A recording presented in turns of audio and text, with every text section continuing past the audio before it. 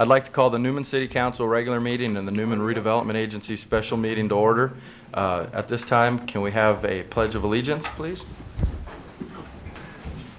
I pledge allegiance to the flag of the United States of America and to the republic for which it stands, one nation under God, indivisible, with liberty and justice for all. You can remain standing for the invocation. Thank you, God, for bringing us here safely tonight. Please give us the guidance and the wisdom to make the right decisions for our community. In this we pray. Amen. Amen. Amen. May we have a roll call, please? Present. Present. Present. Present. Present. Item number 5, these are communications from the staff. Cleve, anything? I don't believe we have anything at this time. Okay. Item number 6, these are items from the public. These are non-agenda items. While the City Council welcomes and encourages participation in the meetings, it would be appreciated if you would limit your comments to 3 minutes so that everyone may be heard. Matters under the jurisdiction of the Council and not on the posted agenda may be addressed by the general public at this time. However, California law prohibits the Council from taking action on any matter which is not on the posted agenda unless it is determined to be an emergency by the City Council. Are there any non-agenda items at this time? Okay. If you could state your name and address for the record, please. Mark Tolan, 1280 Duckblind Circle. Many of us out at Forecast Homes are very much concerned about the fact that the mayor has taken a position with Forecast Homes, and we all feel as though that it's, well, many of us feel as though that it's a conflict of interest. Many of the first phase home buyers have many long-standing disputes or many items of disputes with the builder, and we feel as though that there should be a full accounting of what the mayor's role is, and we need to know exactly what's going on. Does the city speak for Forecast Homes and vice versa? I mean, what is that relationship? And I think that needs to be fully addressed. So, Okay, thank you. Just quickly, we did receive the notices and complaints we received in the mail, and we'll give a. Can we address it to you, Mr. Tolan, the response? Some of the responses, the complaints we had did not have return addresses on them. Some do, but we will respond to that.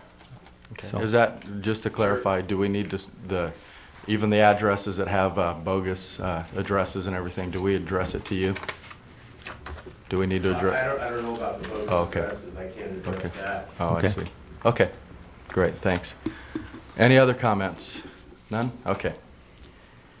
Items from the public. These are agenda items. Any member of the audience desiring to address the council on a matter of the agenda, please raise your hand or step to the podium at the time the item is announced by the mayor.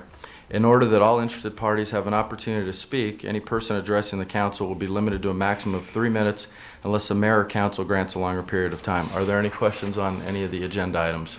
If not, we'll move to public hearings. Item 7A, this is to adopt resolution number 2000 next to number, resolution declaring the existence of a public nuisance under ordinance number 95-4. Cleve?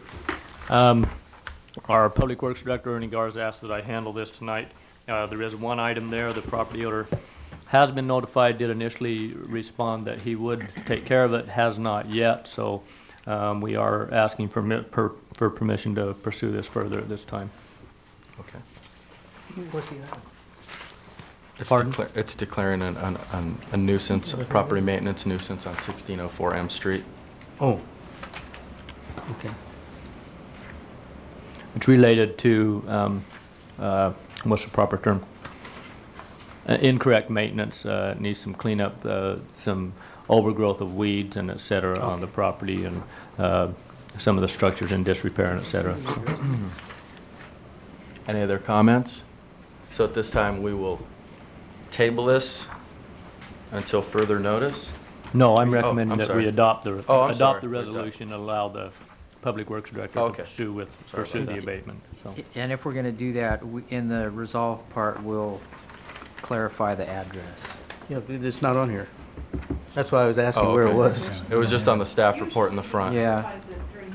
Right. Okay. He So usually since he's does not- that at the meeting, yeah, and So we'll have it in the record. correct, Okay. correct. It is It is on 1604 the- M yeah, Street. It is on the staff report, but we'll just include it in the Yeah. resolution. Where it says regard to the properties on the third line located at such and such in said, Thank you. then in said city. Usually there's an attachment. That has the note, yeah. No, I move that we adopt a resolution declaring the existence of a public nuisance under ordinance number 95-4 at 1604 M Street, resolution number 2000, next number. Should there Second. be some sort of a public hearing first?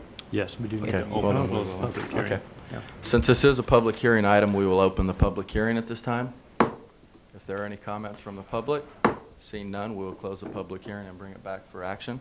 Propose the same motion. A second. We have a motion and a second. All those in favor state by saying aye. Aye. Aye. Opposed? Motion passes 5-0. Thank you, Cleve. Item number 8, this is a consent calendar. This is item 8A, approval of warrants. Item 8B, approval of minutes of the January 25th, 2000 regular meeting. Are there any questions on this? I would ask that we pull warrant number 018208 for separate consideration. 01. That's made payable to PG&E. PG&E. Mhm. Okay. Okay. Okay. Are there any others at this time? If not, can we have some can we have a motion on item 8A and 8B, the consent calendar? Make a motion, we approve item 8A, or 8A and 8B, the consent calendar, except for the PG&E warrant. I second that motion. We have a motion and a second. All those in favor state by saying aye. Aye. Opposed? Motion passes 5-0. Can we have a motion on the item that was pulled, please? I make a motion, we approve the PG&E warrant. Second. We have a motion and a second. All those in favor state by saying aye. Aye. Opposed? Motion passes 4-0 with one non-participating. Item 9A, this is informational report on code enforcement. Mike?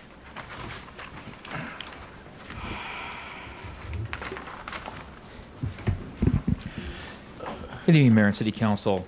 Basically, it's on code enforcement, but specifically vehicle abatement.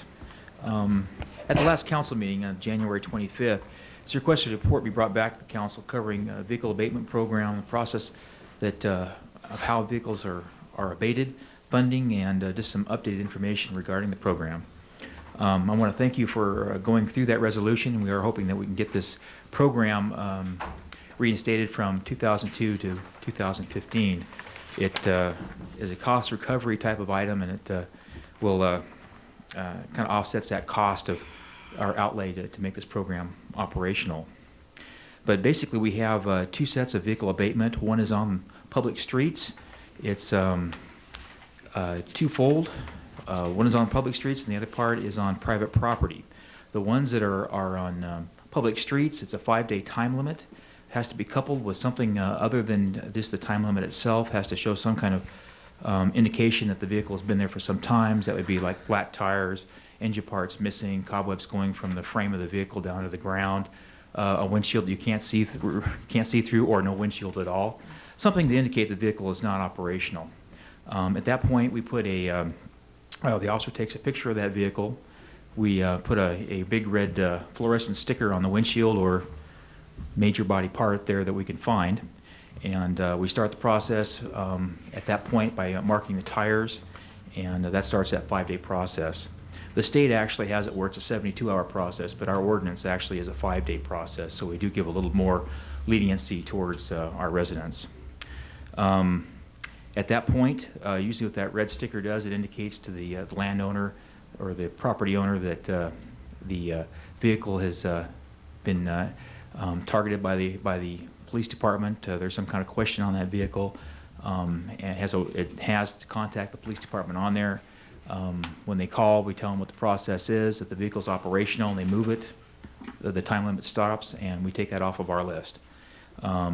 If it's a vehicle where we have, at some time, we have some people who store vehicles on streets, and vehicle, basically what happens at that point is we remark the vehicle and put it out there and start the process again. The other portion of this also covers vehicles that are on private property. This is a little bit more of a laborious type of process because basically it takes not only the vehicle looking inoperative, the same as the vehicles that were on the street, but then we also have to send letters out. We have to mark the vehicle as far as putting the sticker on there. The officer takes a picture of the vehicle. It does other paperwork to make sure the vehicle isn't stolen and those type of things. And then we have to send letters out to the vehicle registered owner of the vehicle, the property owner. There's an administrative hearing that takes place. If they are unsuccessful on that process, there's also an appeal process to the city manager at that point. That all takes time. One of the things I really want to emphasize, though, that we have done a number of vehicles through this process here, but basically we've only had to tow about 5 vehicles. We want to emphasize that we try and work with people as much as possible. We extend time limits if need be. We also, 2 years ago, the City Council enacted a restoration permit, which allowed up to 6 months for one vehicle to restore a vehicle. So I think there's been some meeting ground and some compromise on both parts. I think City Council's been very generous on that. I noticed that in most of the cities that I've surveyed, the restoration permit's not even an option. So I think you guys have done well on that portion of it. But anyway, just to kind of go through this, in the 3.5 years that I've been here, we have had comes up to, I think it was 496 vehicles that we've processed through this. And I had also given you a breakdown of how many per year that we've done. Let's see, we've done in half of 96, we did 63 in total of 155 in 97, 98, 197, and then in 99 we did 81. So we are processing vehicles. We are trying to get things, keep the streets clean. The process that we're also talking about with this too is the funding portion of this. And one of the things that the funding or the cost recovery pretty much of vehicles, it cannot exceed, there's a formula that we have. The state generates revenue for this program on a $1 assessment on vehicle registrations for all vehicles registered in Stanislaus County. This is a program that's run county by county, but the funding actually comes from the state through DMV, through the DMV registration fees. The revenue is distributed on a formula of 45% of the population. Number of vehicles that are abated is 50%, and the jurisdiction level is 5%. And the cost is determined by this formula based on the number of visits, extent of work. So we have to show that we're doing some work to be able to retain some of this money. And there's not a direct relationship between the city's abatement program and the state's abandoned vehicle program. It's not like a revenue source. Basically, it's a cost recovery type of program. And to show you some of the numbers that we're talking here, since June of '96 to December of 1999, $33,000 has been brought back through this program, but we had to expend $44,000 to get that $33,000. So it kind of offsets the cost of us having to do all the work that's involved. And some of the work that I was talking about is basically you have the officer's time to mark the vehicle, putting the sticker on the windshield. There's the cost of the sticker. The picture is the cost of that.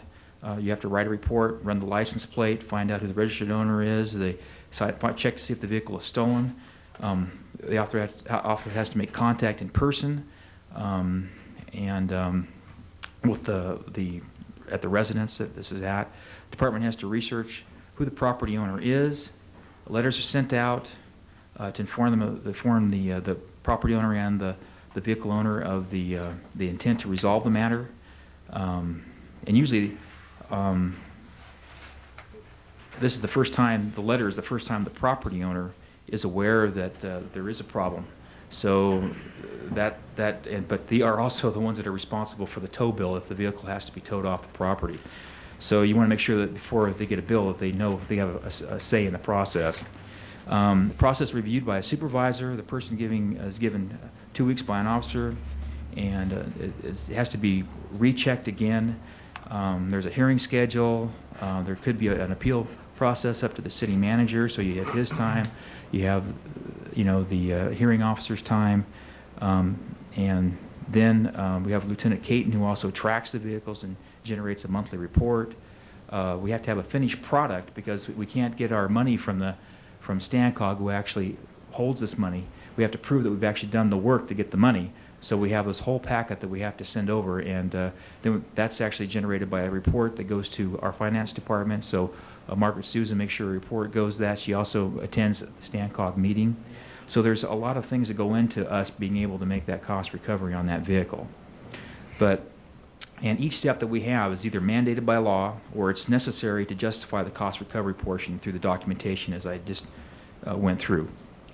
So it's quite a process that we have, and we're just talking vehicle abatement. The department also had 749 other cases that we had to process and cleared through that same time period too. So actually in that 3.5 years we've processed 1,245 cases just involving code enforcement. And that's excluding parking tickets and animal control and some other things that we are charged with doing. So I think we're doing a fairly good process. I think we're doing a decent job. I think there are places that we can do better, and we shall. And it's just like anything else; it evolves, and as it evolves, it gets better. So I'm hoping that as time goes by, we'll get this down to just a natural science. Is there any kind of questions I can answer for you? Are there any questions, Dave? No question. I just want to thank you for the report and the time you Sure. put into it. And I talked to you the other day, and Right. It's kind of eye-opening. I didn't think this thing was so involved Well, to do this. And I realize there's quite a bit of bureaucratic paperwork and all that stuff. Unfortunately, yeah, to be able to do the process, like I said, it's either by law or we have to prove we've done the work through documentation, and unfortunately that all takes time. If we could cut a corner someplace, I surely shall, I tell you, but that's just not the case in this point. Okay, well, I appreciate it. Thanks a lot, Sure. Mike. Any other questions? No, thank you. Oh, I'm sorry. Thank you. No, just Okay. good job, buddy. Thank you. Thank you for the report.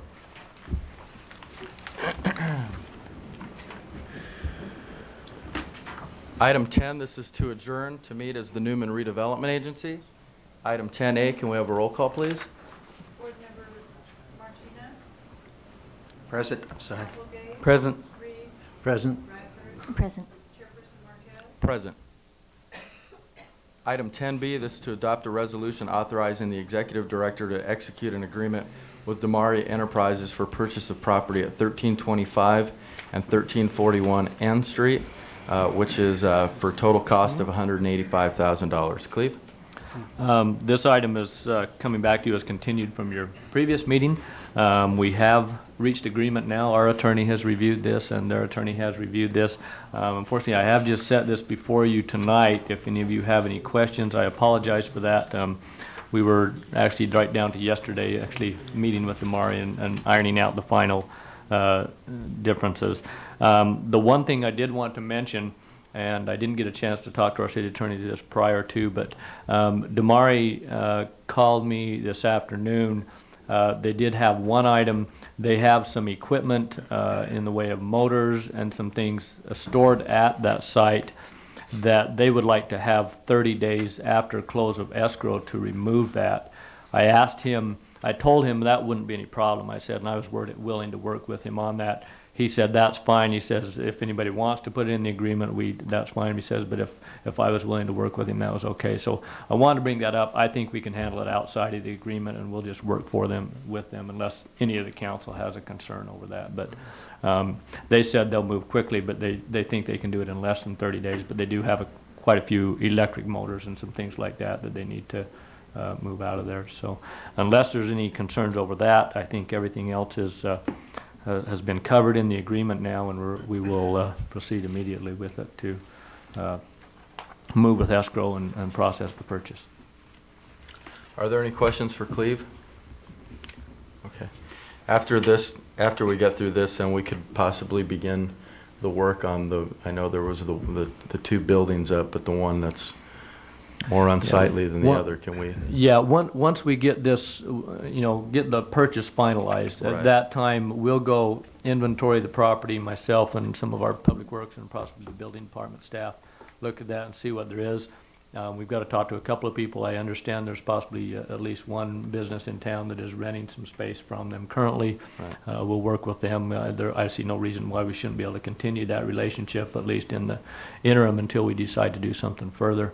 And we'll come back to you with a plan of what we would recommend and get some ideas from you as far as what we do with the property in order to clean it up and in the interim until we proceed with our next project, the plaza project or whatever we do down there. So. Okay.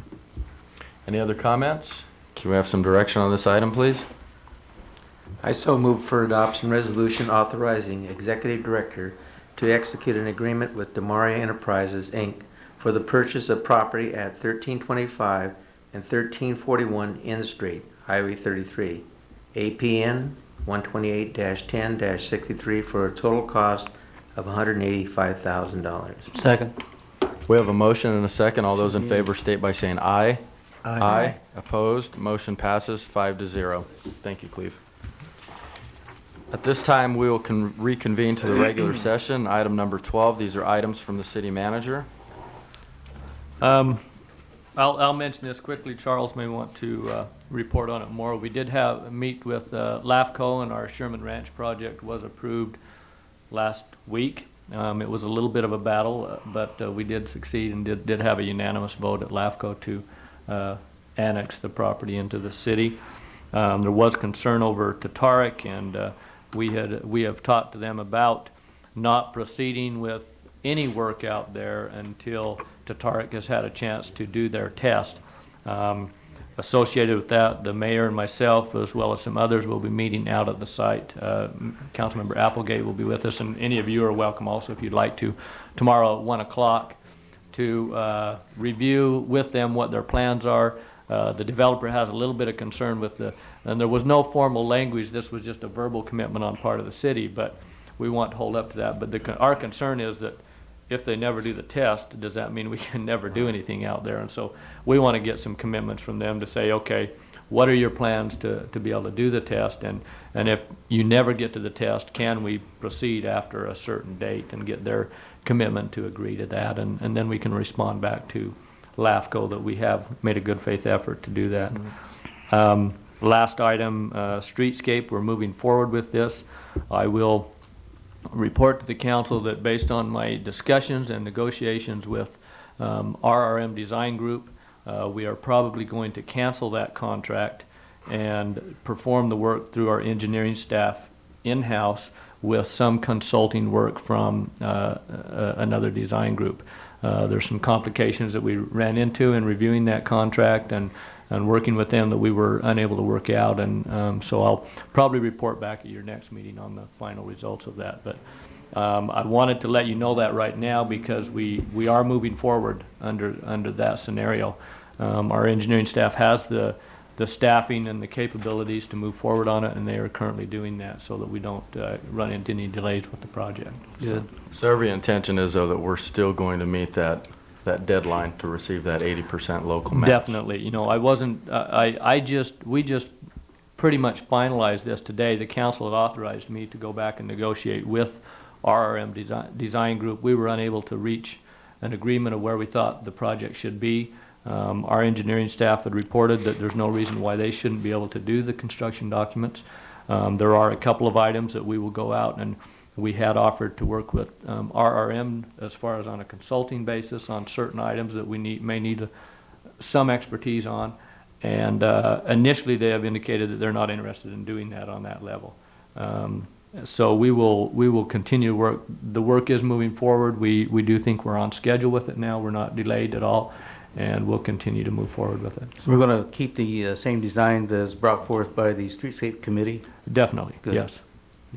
Well, the only thing I could say on that, it's a real shame, that, we have tried to work with them and all, and, to be held try to attempt to be held hostage at the 11th hour is, very... Well, let me, just out of fairness, report that, I'm not certain that it's completely that. I've talked to some other cities that have done this, and I've learned that streetscape designs can run anywhere, sometimes from, 6% up to 12% of the total cost of the project. Right. Ours is about at 6%, so it's at the lower end of that range, that 83,000. That did not include, though, the civil engineering work that our engineer would do, which is estimated about 36,000, which puts it up to about 8 to 10%. My only point is, though, on that is that it was a shock that it went up nearly I understand. 400% of the estimated cost. I understand. So. And I think that, we learned some things from it. There was some confusion on their part. They've come back and mentioned some things that I don't recall being there at the beginning of the project. So RRM has done a lot of work in our community. They still help us once in a while with some facade work, and I'm still in hope that we can continue a relationship with them. It's not that at all, because they do good work, and I hope that we can continue to work with them in some capacity. So. Okay. Anything else, Cleve? That's all. Councilmember Radford? Nothing this evening, thank you. Councilmember Reed? Nothing this evening. Councilmember Martina? Nothing this evening, Mayor. Councilmember Applegate? I have something. I put an article in everybody's box that came out on Modesto B on Sunday. Oh, yeah. That had to do with the fiber optics. And you also, every one of you received a letter from AT&T also in the mail. Mm-hmm. And this is something I think that we really have to start to move on, and move on pretty quickly. Because we have Sherman Ranch coming up pretty quick. And like it says in here, in the article, that if you're not prepared and you don't have it in place, you're not going to get the techno people, industries to come into your city, because you're not going to have the stuff ready, available for them to get on the net and be able to communicate nationwide. So I think we need to move on this and give Cleve some direction to get started on it, and talking to Pac Bell and AT&T, as it says in the paper, because we don't know which one. We know Pac Bell is going to go through Modesto. But we don't, but see, AT&T is saying that they might be in on it too. So I think we need to talk to AT&T and Pac Bell to find out, where we're going to go and what we need to do to get in on this. I think it's very important. I have initiated some conversation with AT&T, and that's ongoing. I will talk to them some more about that. You might talk to Pac Bell, because Sure. in that article it showed that they're the ones that are taking the forefront in Modesto. Mm-hmm. And that whether or not they're going to let the outlying cities in or not, we don't know. Sure. Have you talked to Rich Dodds? That's what he's involved a lot in that. One of the things I was mentioned to Cleve, one of the people he might want to talk with as well is Rich Dodds, who's the mayor of Patterson, and he works in administration for Pacific Bell, and he's very involved in this, I believe. Anything else, Tom? No, that's not. Okay. I just have one item tonight. In looking through our staff report, our monthly reports that we had gotten, I was very disturbed by by our standing in the county in terms of the per capita on the domestic violence situation.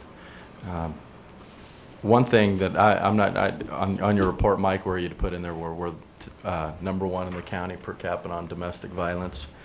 Are there more things that we could do in terms of informational type items? Are there grants that we can receive to? Geez. We came out high as per capita. That's per our population Right. size. Right. But the actual number was not significant enough for us to be able to obtain a grant. Mm-hmm. I had looked at trying to get a grant for domestic violence, and it was funny that we came out number one in the county, but Houston, Oakdale, and Waterford actually got the grants, which I don't understand. We were not considered in that because our numbers were not considered significant enough. What we did do, though, which was helpful through Healthy Start and utilizing that grant, is we also got Haven House, who comes out and does the women's shelter, to offer counseling out in our community. One of the things that's bad about, what's nice about Newman is that we're out in the sticks. The bad thing is we're out in the sticks and away from the hub. And being able to get services from Modesto, and that's where usually those services are provided, is difficult, and transportation is difficult for some of our citizens who utilize these services. So Haven House is actually coming out at least once a week now and offering that as part of the Healthy Start grant, and so we're tying into that. I'm also trying to develop a resource through the Healthy Start for a person that would be actually a resident of Newman through these block house parents that are hired through the Healthy Start through the school district, and utilizing them as possibly a resource for counseling and a liaison between them and the Haven House. So we have that, and then once a month we have the district attorney coming over, a deputy district attorney, not the district attorney himself, over at the library, and they're providing a resource as far as restraining orders and those type of other technical help for citizens. So those are some resources that we're finally kind of getting out into our community. Of course, it's not an everyday thing, but it is a start, and we are utilizing that information as much as possible. So I think number one is getting our officers trained in that area, and and then getting the other resources available to them. We also have mental health that's actually coming out here. I think they're out once a week also at the school sites at this point. So we are making some headway into that, and we're utilizing that information and throwing it out. But I wanted you guys to be aware of this information, because in case it comes up, it's always best to have that knowledge up front and know about it in case somebody comes and says, hey, this is what is Newman's, I guess, somewhat known for, but it's not. I don't know what we can do as far as other than through education at this point, what we can do about that, because it's just I don't think our numbers are that high, but for our size, I guess we are. So we're making some headway on it, but just an awareness is all I was looking for. Are there any agencies under United Way that might be able to help us out that way? Because we do make a nice contribution from here. Well, that's something I can look into and see if they would be able to come out. So far, I don't know of any United Way project that's coming out to Newman, but if our numbers are significant through our donations, that liable to leave us some empower us to be able to get them to come out to our city. I'll research that and see if there's something we can do there. Yeah, well, we're part of their group, so. Sure. We'll make sure that they know that. Just, if I might mention too, Mike, and you can help me out, about a month ago, Mike and I also went with Mary Pickford of the Healthy Start program up to Houston and visited a facility which they have recently constructed up there, in which many county programs are offered out of that site. It's amazing to go up there. If any of you have had the opportunity to go to their community center and review what they've been able to do up there. We talked about it. We've also talked with some other people who may be able to help us out in that area, and we are going to try and pursue some things to possibly put a building out here and be able to offer more county services that not only related to domestic violence, but some that may be related to that, to provide assistance to work in this area. So if any of you would like to review what they've done up in Houston sometime, let me know, and I'll be happy to take you up there and show you. I'm sure we can get another tour of the place, and they have really done an excellent job with what they've been able to do with their Healthy Start program and running it out of this facility, along with including a medical clinic. Their library is in the facility, a pharmacy, and many of the county social welfare programs are also run out of there. So. Okay. Well, thank you. And if you could keep us updated as to what's going on with this particular issue, as far as in your monthly reports, not every month, but just keep us up to date with what's going on. Okay, thank you. Okay. I don't have anything else tonight, so I guess with that I will ask for, oh, I'm sorry. One thing, I just happen to think, is our next meeting the joint meeting with the school board? Yes, I should have brought that up. It is on February 22nd. It will be held at the high school library where they normally hold their meetings. And I will probably, if you could please plan on this, there will probably be at least one closed session item and maybe a couple of other items. What I'd like to do is hopefully meet at 6 o'clock, and we should be able to get most of those items out of the way by 7 o'clock. They have mentioned that they will provide a place for us to meet in closed session and to conduct our normal business if necessary prior to their meeting with them jointly at 7 o'clock.